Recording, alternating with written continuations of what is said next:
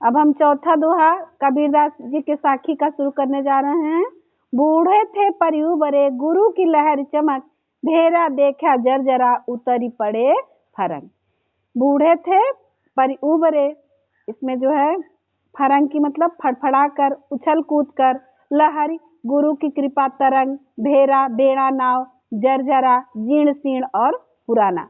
उबरे मतलब बच गए, पार हो गए। अब देखिए इसमें क्या कह रहे हैं, इस पंक्ति में गुरु के प्रभाव का वर्णन करते हुए कबीरदास जी कह रहे हैं कि हम तो भव सागर में डूब ही गए थे। बूढ़े थे पर उबरे, हम तो भव सागर में डूब ही गए थे, गुरु की लहर चमक। हम इतने में गुरु की लहर चमक उठी। भव सागर में डूब रहे थे, तब तक गुरु की लहर चमक उठी और हम अत्यंत जर्जर, हम उससे उछलकर कूदकर अलग हो गए। जब गुरु की लहर चमकी तो हम उससे उछलकर अलग हो गए। भेरा देखा जर्जरा, लहर गुरु की कृपा हमने देख लिया, हमारा बेड़ा जो अत्यंत जर्जर था हम उससे उछल करके अलग हो गए। अर्थात इस प्रकार गुरु द्वारा प्रदत्त ज्ञान के कारण संसारिक मोह हमारा समाप्त हो गया और हम भव सागर से पार हो गए, अर्थात मोक्ष की प्राप्ति हमें मिल गई। इसमें जो है काव्य सौंदर्य में रूप का अतिशयोक्ति अलंकार है, रस शांत है, छंद दोहा है और शब्द शक्ति लक्षणा है। अगला दोहा हम पांचवें दोहे की ओर चल रहे हैं कि चिंता तो हरिनाव की, चिंता तो हरिनाव की और न चिंता दास, जे कुछ चितवय राम बिन सोई काल की पास। कबीरदास जी कह रहे हैं कि मुझे सिर्फ एक ही चिंता है, मुझे सिर्फ एक ही चिंता है। सच्चे साधक के गुणों का वर्णन करते हुए कह रहे हैं, जो सच्चा साधक होता है उसके गुणों का वर्णन करते हुए कबीरदास जी कह रहे हैं कि मुझे चिंता उस राम नाम की है, चिंता तो हरि नाम की और न चिंता दास।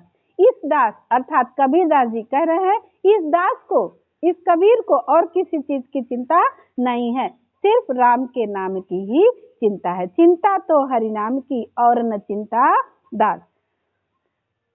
जो सच्चे ईश्वर का चिंतन करते हैं वे किसी और वस्तु की चिंता नहीं करते, सिर्फ राम नाम का ही चिंतन करते हैं। इस बात को भली प्रकार जानते हैं और उनके अतिरिक्त किसी और प्रकार का स्मरण नहीं करते और मृत्यु और जन्म के बंधन को से मुक्त हो जाते हैं।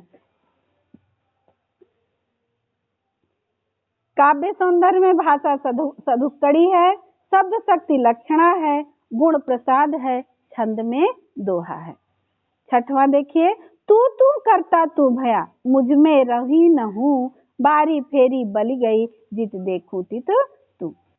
तू तू करता तू भया मुझ में रही न हूँ, बारी फेरी जन्म मरण का चक्कर, बार बार आना और जाना, जन्म मरण का चक्कर, बली गई जल गया, अहंकार जल गया, अहम भाव जल गया। इसमें जो है कबीरदास आत्मा का परमात्मा में लीन होने का परिणाम बताते हुए कह रहे हैं, परमात्मा में व्यक्ति का परमात्मा का ही रूप ले लेना, अर्थात मनुष्य परमात्मा में ही विलीन हो जाना, इसका वर्णन करते हुए बता रहे हैं। कह रहे हैं कबीरदास जी कह रहे हैं कि हे प्रभु, तू तू करते हुए अब मैं तेरे ही स्वरूप वाला हो गया हूँ, अर्थात मैं तुझ में ही विलीन हो गया हूँ। तू तू करते हुए अर्थात राम राम रटते हुए, तू तू करता तू भया, मैं राम राम रटते हुए, तू तू करते हुए तुझ में ही समाहित हो गया हूँ, अब तेरे ही रूप वाला हो गया हूँ, अर्थात प्रभु का नाम रटते रटते अब मैं प्रभु जैसा ही हो गया हूँ।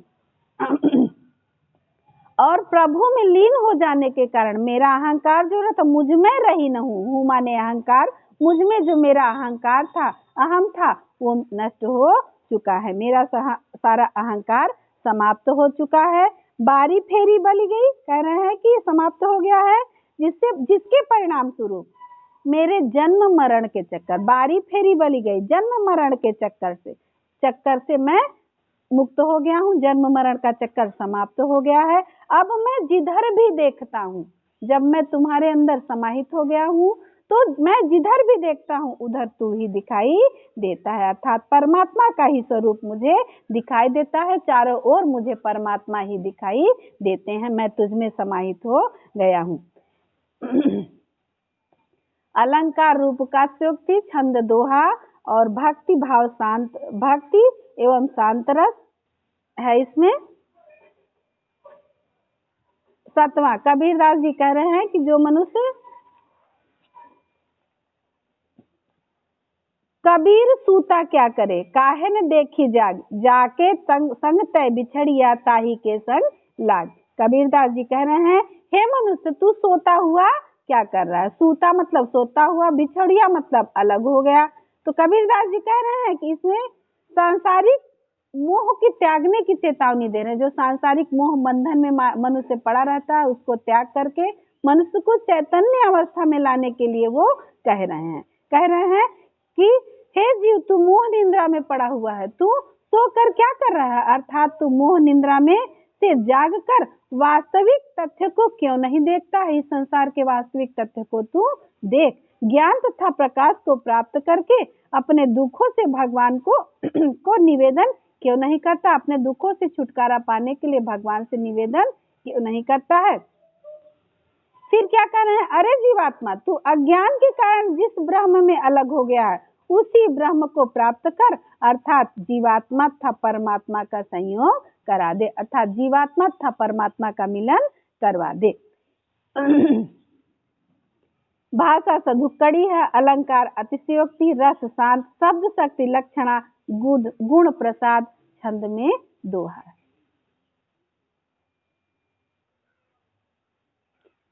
कैसो कही कही कूकिए ना सोइए असरार, राति दिवस के कुकड़े कबहु जे लगे पुकार। तब इस दोहे में कबीरदास जी ने भगवान का स्मरण करने पर बल दिया है। क्या कह रहे हैं, कैसो केसव किसी तरह से, कूकिए बोलिए, स्मरण कीजिए, असरार आलस्य को छोड़ करके, कुकड़े पुकारने से। कह रहे हैं कबीरदास जी कैसो कहे कही कूकिए, किसी तरह से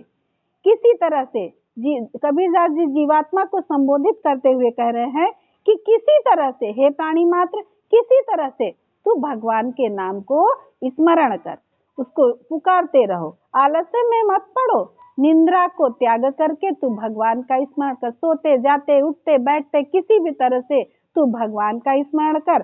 कि इस तरह से रात दिवस के कुकड़े, इस तरह से रात दिवस के जपने से, दिन और रात लगातार जपने से कभी न कभी तो प्रभु तेरी पुकार सुन ही लेंगे। किसी न किसी दिन तुम्हारी पुकार अवश्य ही प्रभु के पास जाएगी, कभी न कभी तेरी पुकार भगवान अवश्य सुन ही लेंगे। भाषा पंचमेल खिचड़ी है, अलंकार पुनरुक्ति प्रकाश है एवं अनुप्रास है, रस शांत है, शब्द शक्ति लक्षणा है, गुण प्रसाद है, छंद दोहा है। अब 9वें दोहे की ओर चल रहे हैं। 9वां दोहा है, लंबा मार्ग दूर घर, बिकट पंथ बहुमार, कहो संतों क्यों पाइए, दुर्लभ हरि दीदार। कबीरदास जी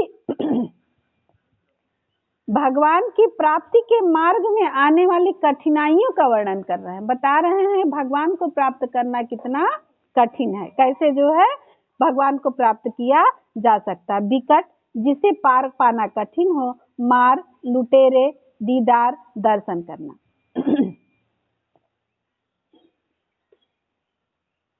लंबा मार्ग दूर घर, भगवान की प्राप्ति का मार्ग अर्थात साधना का मार्ग बहुत ही लंबा है तथा बहुत ही कठिन है, क्योंकि वहां पहुंचना सबके बस की बात नहीं है, वह बहुत दूर है। भगवान की प्राप्ति का मार्ग बहुत ही दूर है, वह न केवल लंबा है, वह लंबा ही नहीं बल्कि कठिन भी है। लंबा मार्ग दूर घर बहुत ही लंबा है, उसके रास्ते में अनेक प्रकार की कठिनाइयां हैं। विकट पंथ बहुमार, पंथ माने रास्ता, बहुमार बहुत ढेर सारी कठिनाइयां हैं। तो फिर भी इस मार्ग में जाने के लिए इस मार्ग में जाते समय सांसारिक आकर्षण मिलते हैं, अनेक प्रकार की कठिनाइयों का सामना करना पड़ता है।